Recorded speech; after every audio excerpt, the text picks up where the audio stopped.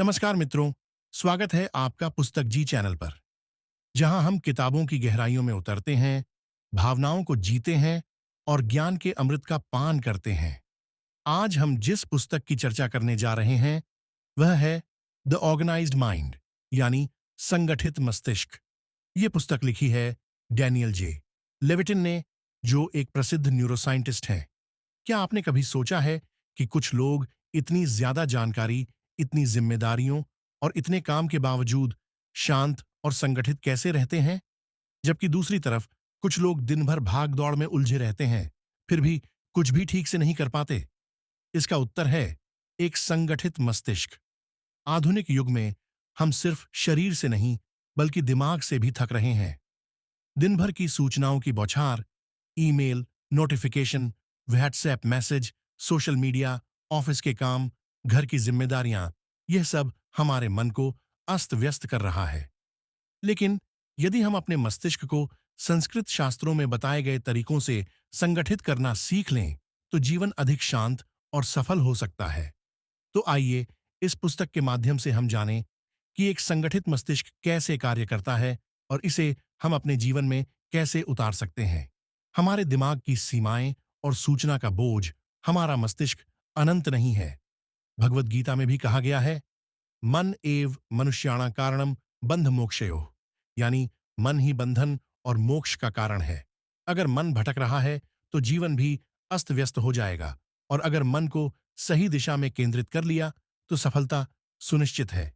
लेकिन समस्या यह है कि हम बहुत ज्यादा सूचनाओं से घिरे हैं। एक दिन में 5 गुना ज्यादा जानकारी हम आज ग्रहण कर रहे हैं, जितनी 1986 में लोग करते थे। लगातार फैसले लेने की थकान, डिसीजन फटीग, हमें कमजोर कर रही है। हर तरफ से आने वाली जानकारी हमारी एकाग्रता को तोड़ रही है। क्या आपको याद है कि पहले जब ऋषि मुनि ध्यान में बैठते थे तो घंटों एक ही विचार में स्थिर रहते थे? लेकिन आज 5 मिनट भी बिना मोबाइल देखे रहना मुश्किल हो गया है। तो क्या समाधान है? सफल लोग अपने दिमाग को कैसे संगठित करते हैं?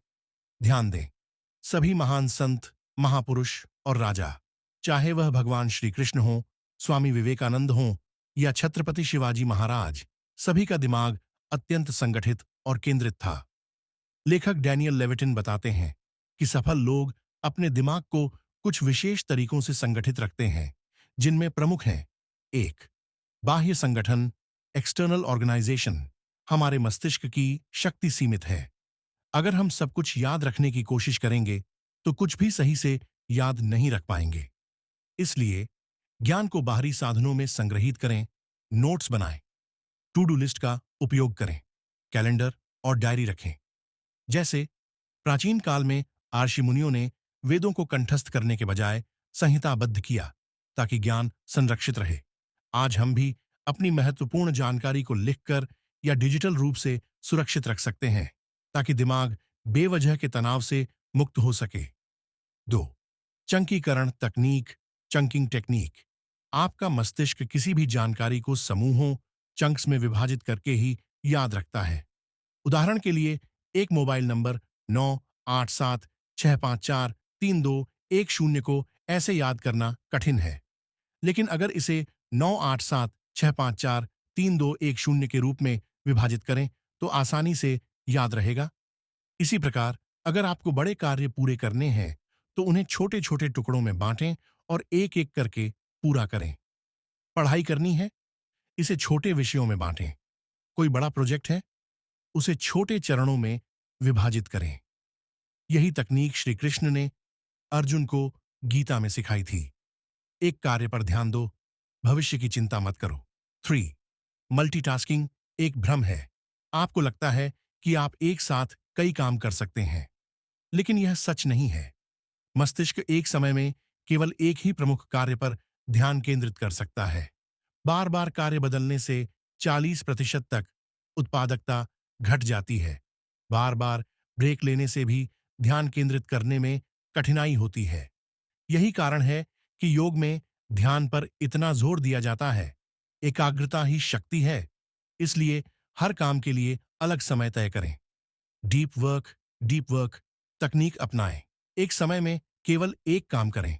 4. नींद और विश्राम का महत्व।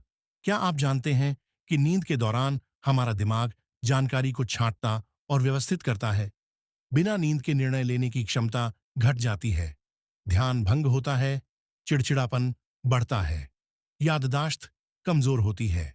शास्त्रों में भी कहा गया है, आरोग्यम परमम भाग्यम, निद्रा तत्र प्रधानिका, यानी स्वास्थ्य सबसे बड़ा भाग्य है और उसमें भी नींद सबसे प्रमुख है।